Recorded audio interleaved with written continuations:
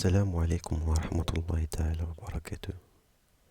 مرحبا بكم مشاهدينا الكرام في مشاهد حصرية من مسلسلكم المحبوب المكتوب، والتي تم تسريبها من مشاهد كواليس على موقع رسمي لقناة دوزيم، والتي تم إزالتها بسرعة فائقة، حيث جاءت هذه المشاهد بصورة لعلاقة حب بين علي وسليمة، إضافة إلى صور حصرية لحفل زفافهما، حيث نشأت علاقة حب بين علي وسليمة وأنهم قرروا أنهم يتزوجوا. لكن كانت هناك مفاجأة صادمة للجميع، والتي هي معرفة حميد ليوم عرسهما، رغم أنهم قاموا بتحضيرات العرس بعيدا عن مدينة الرباط المغربية،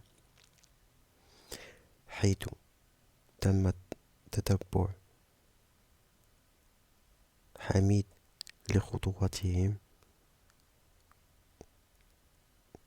وبعد ذلك قام بالهجوم على سليمة في البيت عند كانت تقوم بتوجيد نفسها للعرس، وكان ويهز عليها الموس باش يقتلها.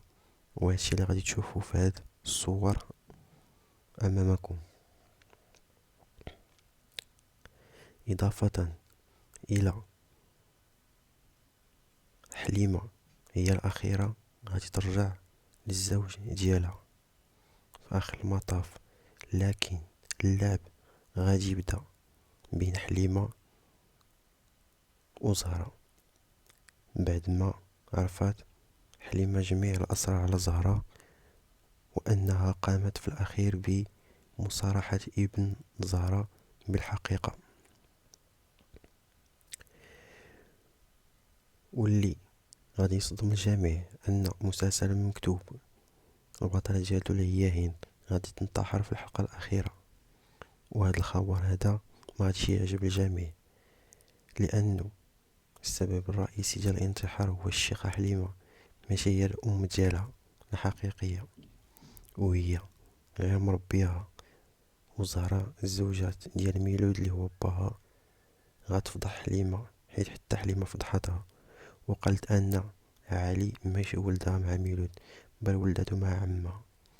يعني حليمة تعرضت الاغتصاب من طرف العم ديالها زين المحارم.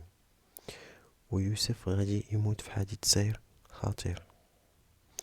هادو هما الأحداث اللي تم تسريبها، وفرجة ممتعة إن شاء الله.